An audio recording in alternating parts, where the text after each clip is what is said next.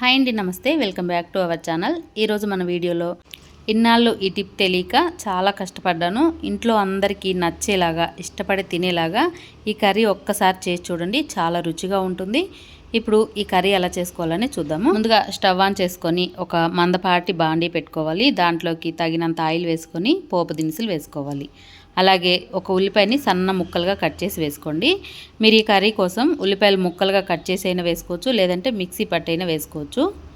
మనకి ఉల్లిపాయలు కాస్త వేగిన తర్వాత కొంచెం పసుపును వేసుకోవాలి. ఇది కాస్త వేగిన తర్వాత దీంట్లో వేసుకోవడానికి 3 టమాటాలని నేను మిక్సీ పట్టి వేసుకుంటున్నాను. మీరు ముక్కలుగా అయినా కట్ చేసుకోవచ్చు, కానీ మిక్సీ పట్టుకుంటేనే మనకు ఆ టేస్ట్ అనేది చాలా బాగుంటుంది. పిల్లలకి తినడానికి కూడా ఇష్టంగా తింటారండి ఇలా వేసుకోవడం వల్ల. ఇప్పుడు ఇదంతా ఒకసారి బాగా కలుపుకొని దీంట్లోకి తగినంత సాల్ట్ చూసుకొని చెక్ చేసి వేసుకోండి.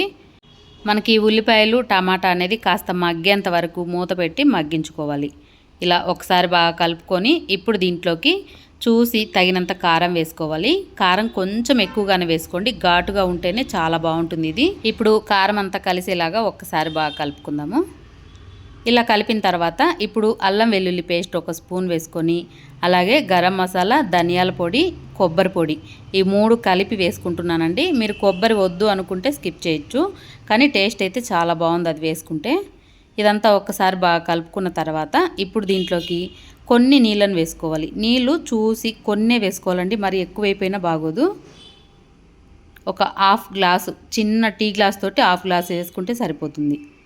చూసారు కదా, మనకి ఇలా ఉండాలి.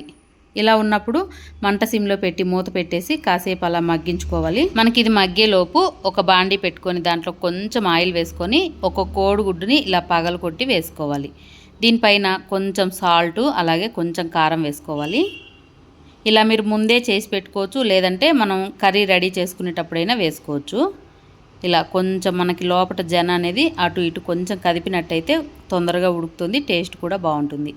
ఒక సైడ్ కాలిన తర్వాత రెండో సైడ్ కూడా మెల్లగా తిప్పి వేసుకోవాలి. చూసారు కదా, ఇప్పుడు మళ్ళీ దీనిపైన కూడా కొంచెం కారం, కొంచెం సాల్టు. ముందు మనం కర్రీలో కొంచెం సాల్ట్ తగ్గించి వేసుకోవాలి చూసుకొని. ఇలా కాస్త వేగిన తర్వాత ఇప్పుడు తీసి ఒక ప్లేట్లోకి పెట్టుకోవాలి. మిగతాయి కూడా సేమ్ ఇలాగే చేసుకోవాలండి, మీకు ఎన్ని కావాలంటే అన్నీ. నేనైతే ఒక 4 ఎగ్స్ తీసుకుంటున్నాను, అవన్నీ కూడా ఇలా చేసి పెట్టుకుంటున్నాను. మనకు ఆ టమాటా మగ్గేలోపు ఇది చేసుకోవచ్చు, లేదనుకుంటే ముందే చేసి పక్కన పెట్టేసుకోవచ్చు. అదే బాండీలో అయినా చేసి పక్కన పెట్టేసుకోవచ్చు. నేను ఇప్పుడు చూసారా మిగతావన్నీ చేసిన తర్వాత ఇప్పుడు మన కర్రీ అనేది దగ్గరకు వచ్చేసింది కదా, ఇప్పుడు దీంట్లో వేసేసుకోవాలి. మనకి నీరు ఎక్కువగా ఉండకూడదు, లైట్గా ఉండాలి. ఇవన్నీ దీంట్లో వేసేసుకున్న తర్వాత కొంచెం పైనుంచి కొత్తిమీర, అలాగే కరివేపాకు ఇవి 2 కలిపి సన్నగా కట్ చేసి వేసుకుంటున్నాను. మీరు ఇష్టమైతే పైన కొంచెం కారం కూడా చల్లుకోవచ్చు, మీకు స్పైసీగా కావాలి అనుకుంటే. ఇలా వేసిన తర్వాత మూత పెట్టి 1 నిమిషం మంట సిమ్లో పెట్టి మగ్గించుకుంటే అవి కాస్త బాగా మగ్గుతాయండి. మనకు కర్రీలో ఇవి ఉడికితేనే టేస్ట్ అనేది బాగుంటుంది. ఇప్పుడు చూడండి, మెల్లగా ఒక్కొక్కటి కొంచెం తిప్పి వేసుకోవాలి. మనకు అటు సైడ్ కూడా ఈ టమాటా కర్రీ అనేది దానికి బాగా పట్టేలాగా ఇలా తిప్పి వేసుకోవాలి. మీకు ఒకవేళ ఉల్లిపాయలు ముక్కలుగా ఇష్టం లేదు అనుకున్నప్పుడు మిక్సీ పట్టైన వేసుకుంటే మనకి గ్రేవీ లాగా వస్తుందండి. ఇలా తిప్పి వేసిన తర్వాత దీనిపైన కాస్త కొత్తిమీర, కరివేపాకు, అలాగే లాస్ట్లో చికెన్ మసాలా కొంచెం వేసుకోండి. మీకు ఇష్టమైతేనే వేసుకోండి, ఆ టేస్ట్ అనేది బాగుంటుందండి చికెన్ మసాలా వేసుకోవడం వల్ల.